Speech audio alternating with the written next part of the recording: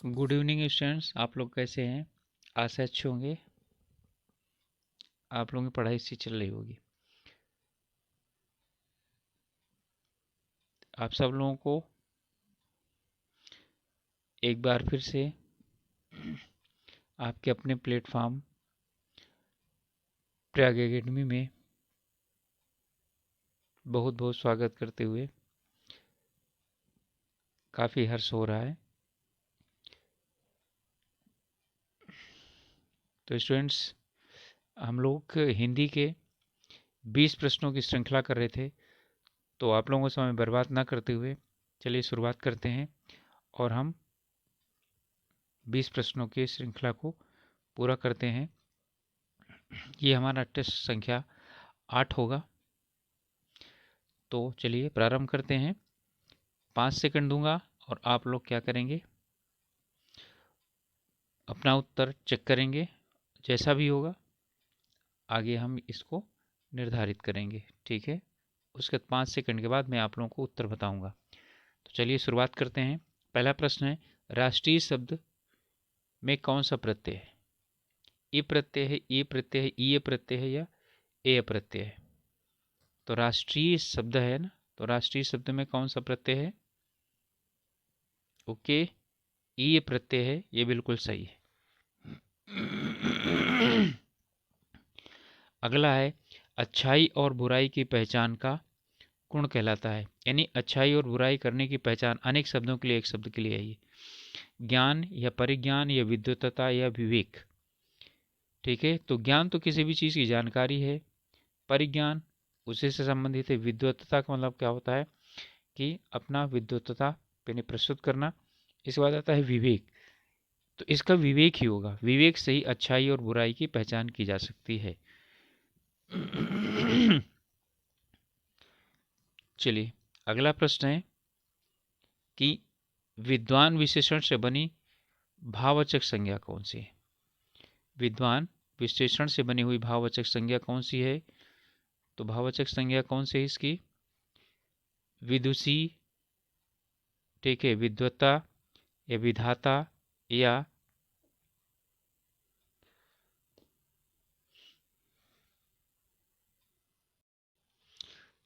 अथवा सभी। तो विदुषी से कौन सा विशेषण, यानी विदुषी जो है विशेषण है, सॉरी विद्वान विशेषण है, इसकी भाववाचक संज्ञा कौन सी होगी? क्या विदुषी होगी? ठीक है, विद्वान का ये स्त्रीलिंग होता है विदुषी। विद्वत्ता या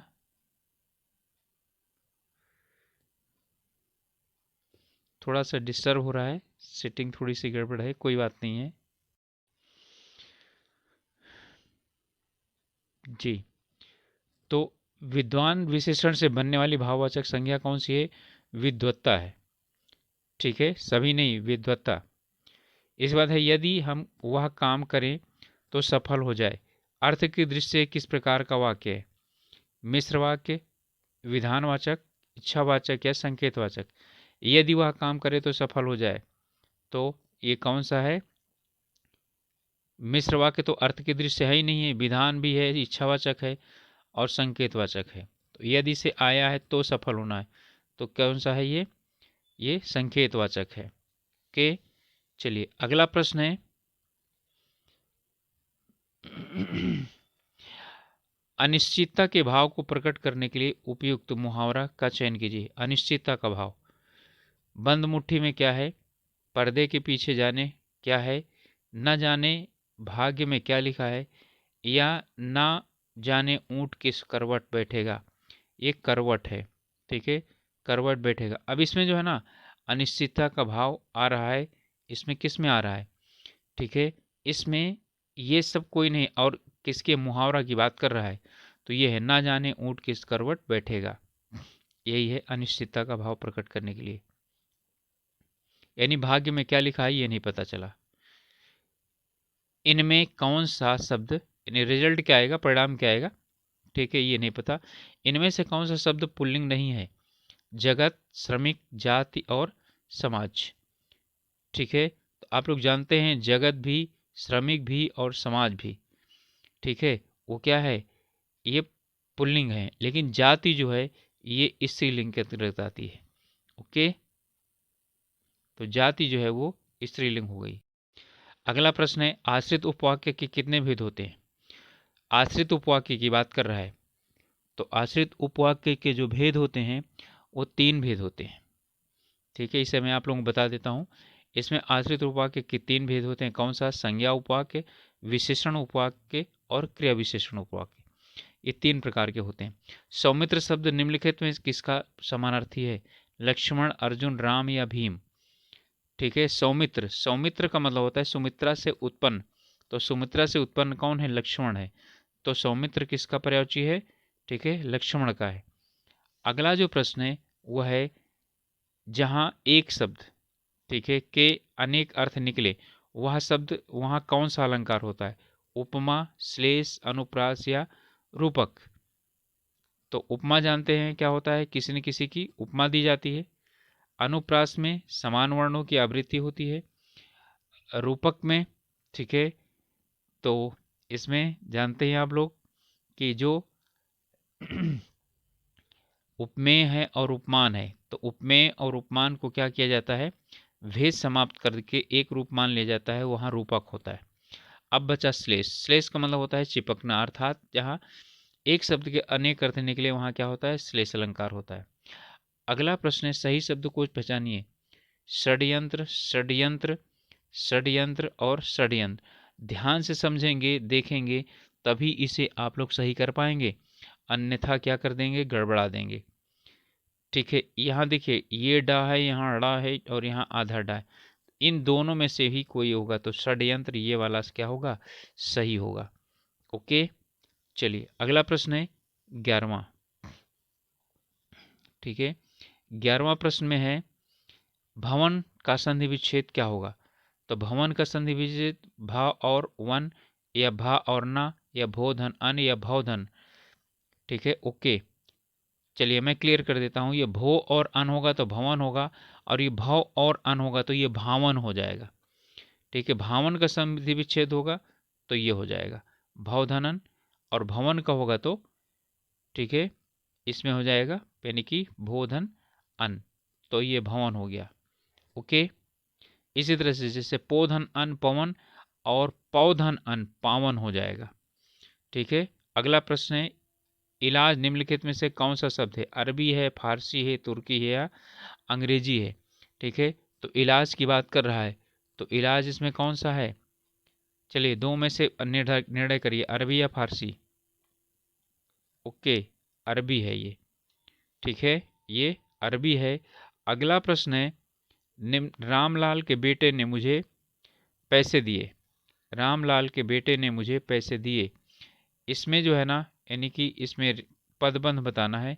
क्रिया पदबंध, सर्वनाम पदबंध, ठीक है, विशेषण पदबंध और संज्ञा पदबंध।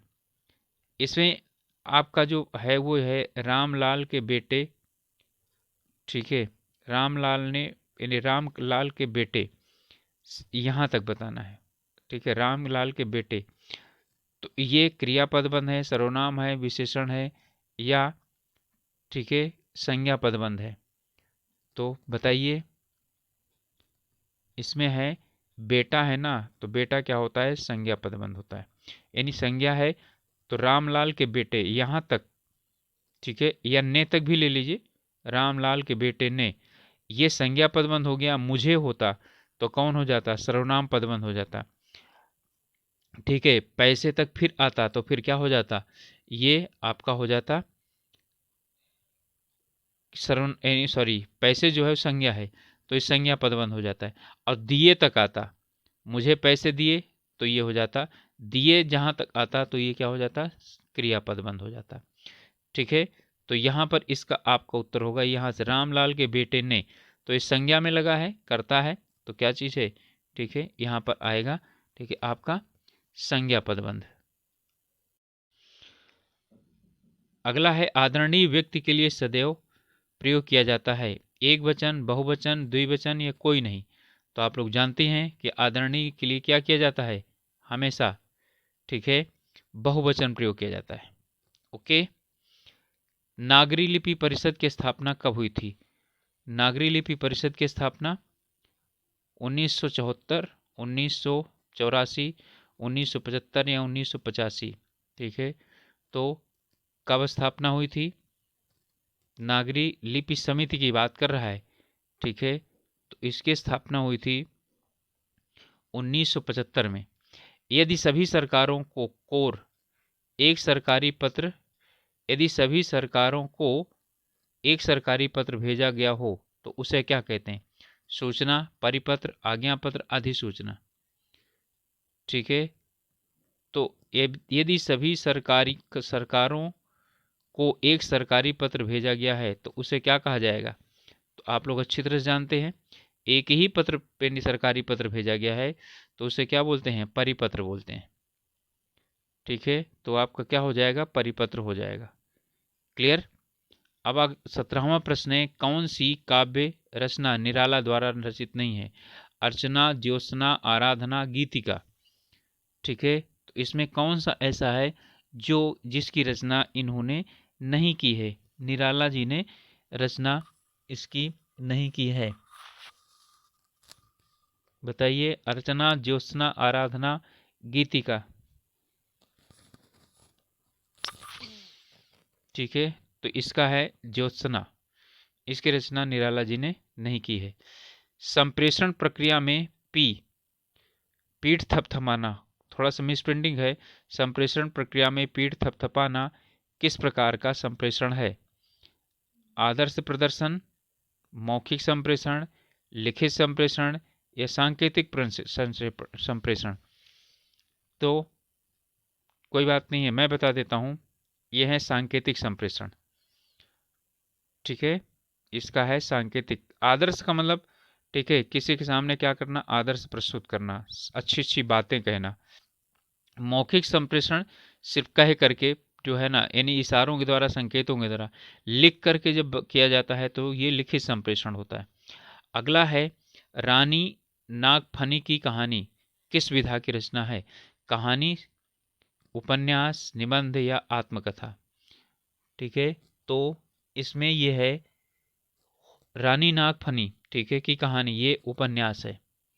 ओके, कमेंट में आप लोग बताएंगे कि रानी नागफनी की कहानी, ठीक है, ये उपन्यास किसने लिखा है। 20वां प्रश्न है, प्रयत्न के आधार पर ला किस प्रकार की ध्वनि है? तो प्रयत्न के आधार पर ला किस प्रकार की ध्वनि है? ठीक है, पार्श्विक, उच्छिप्त, प्रकंपित या संघर्षशील? ओके, याद करिए, ये कौन सी है? पार्श्विक है। उच्छिप्त नहीं है, ठीक है, प्रकंपित नहीं है, प्रकंपित जो है ना, जो है रा है। संघर्षशील क्या है? जो सा होते हैं जितने वो हैं। ठीक है, उच्छिप्त डा और ढा दो होते हैं। ओके स्टूडेंट्स, तो ये 20 प्रश्नों की जो है पेनी की जो टेस्ट सीरीज चल रही है उसका 8वां भाग है। और आप लोग इसमें ये देखिए कि आपके कितने प्रश्न सही हुए हैं, और ये लगातार हो सकता है कि प्रतिदिन आप लोगों को ये एक सीरीज मिलती रहेगी। मिलते हैं अगली सीरीज में, तब तक के लिए ओके, ऑल द बेस्ट। और आप लोगों से एक रिक्वेस्ट है कि सब अभी तक यदि चैनल सब्सक्राइब नहीं किए हैं तो प्लीज़ सब्सक्राइब कीजिए, और यदि अच्छा लगे हमारा प्रयास तो लाइक ज़रूर कीजिए। कमेंट लिख करके बताइए कि और हम किस प्रकार से इसमें परिवर्तन कर सकते हैं। ओके, मिलते हैं अगले वीडियो में। तब तक के लिए अपना ध्यान रखिए। ठीक है, स्वास्थ्य का ध्यान रखिए, पढ़ाई अच्छी तरीके से कीजिए। Okay, all the best.